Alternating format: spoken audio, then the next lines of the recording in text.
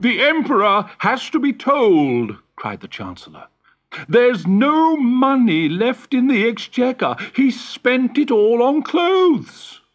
But the soldier at the door of the Emperor's bedroom would not let the Chancellor in.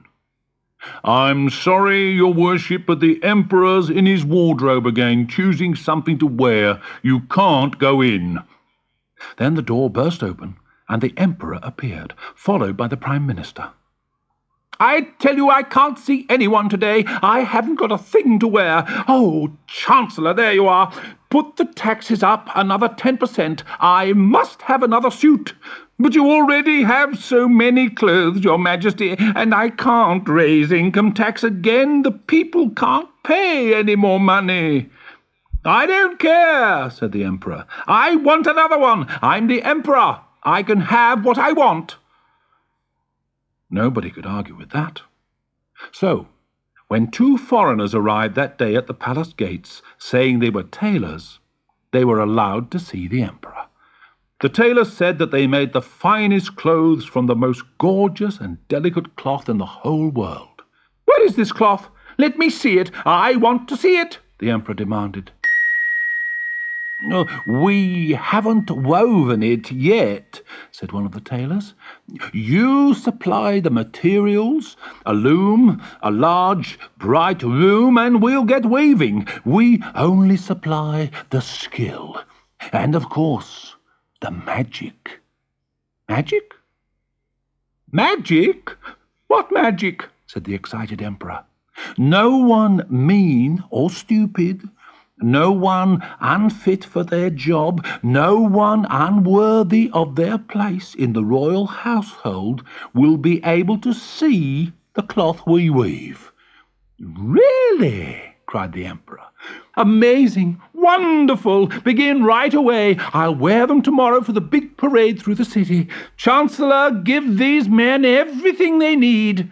And he strode back upstairs to his dressing room.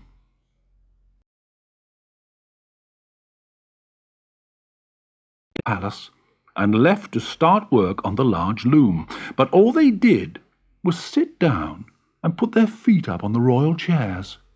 And when the materials were brought, silk and mohair and pearls and cloth of gold, they hid them out of sight. The Emperor sat in his throne room thinking about the wonderful cloth being woven downstairs. Suddenly he grinned wickedly.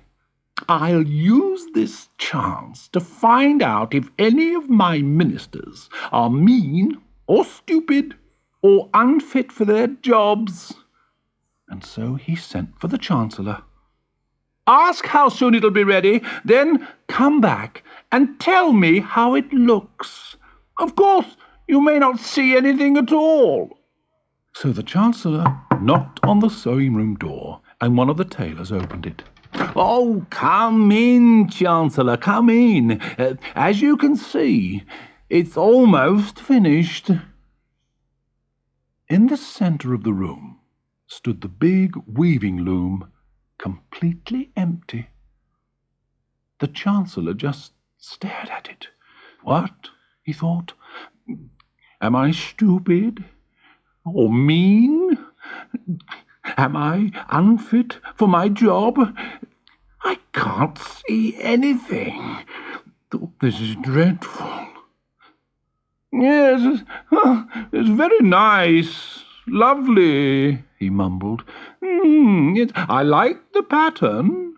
"Oh, I can see you have good taste," said one of the tailors.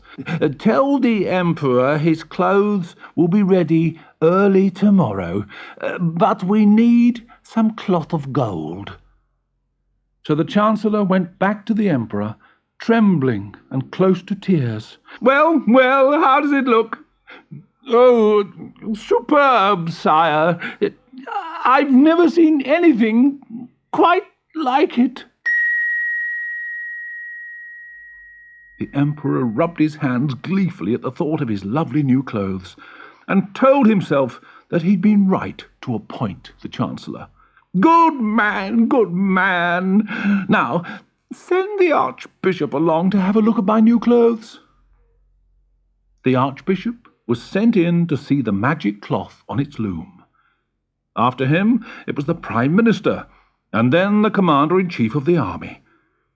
They all stared at the empty loom and thought how dreadful it was not to see any beautiful cloth. Am I mean? Thought the Archbishop. Am I stupid? Thought the Prime Minister. Am I the wrong man to be in charge of the army? Thought the Commander-in-Chief. And to hide their doubts, they all threw up their hands and admired the cloth. I particularly like the fringe, said the Archbishop. What unusual colours, said the Prime Minister. Yes, excellent, first class, said the Commander-in-Chief.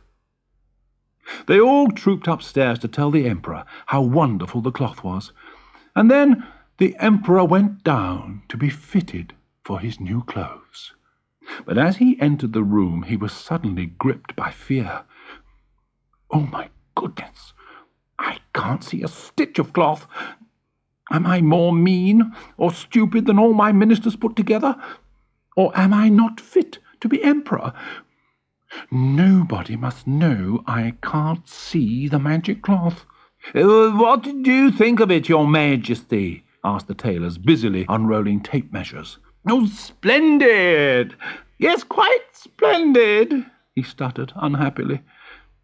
And they pretended to measure the emperor, undressing him right down to his underwear and fitting the loose cloth.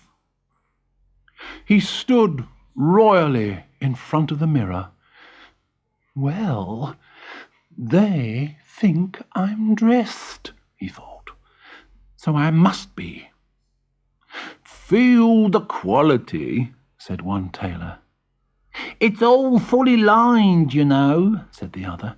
We'll work all night to make them a perfect fit. The two tailors did nothing, of course. They just slept. On the next morning, the Emperor walked to their room to put on his new clothes.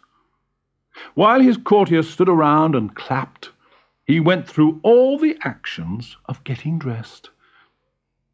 You look magnificent, Your Majesty, said the Chancellor, anxious to keep his job. Very regal, I must say, said the Archbishop. The people will love it, said the Prime Minister. The buckles are pretty, said the Commander-in-Chief. News of the Emperor's magic clothes had spread through the whole city. Crowds were forming outside the palace, and the streets were lined with people waiting to see the Emperor in all his splendor.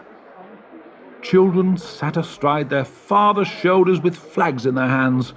Everybody had turned out to see the Emperor's new clothes.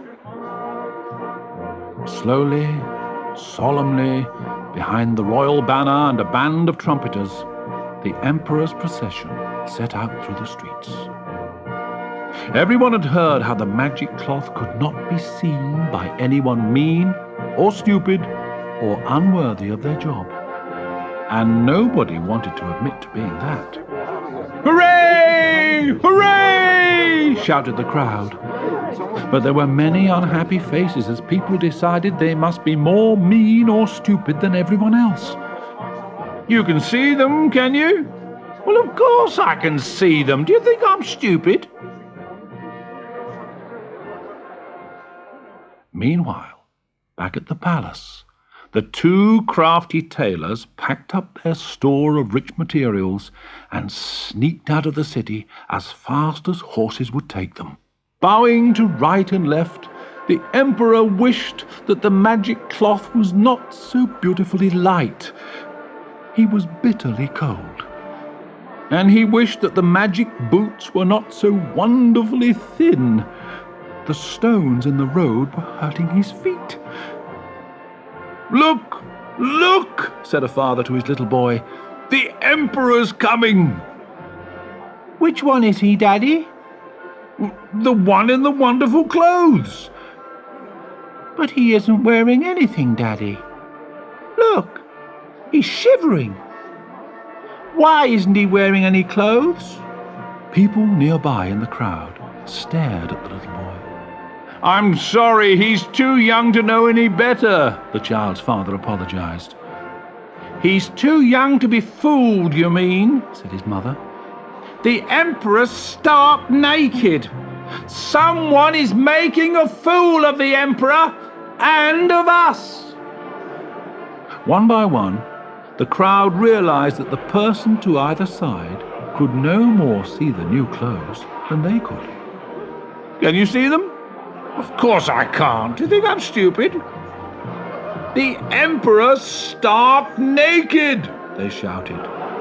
The Emperor's dressed in nothing at all.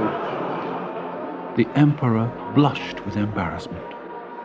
He had been fooled by the tailors, and now here he was, parading in front of all the people without a stitch of clothing.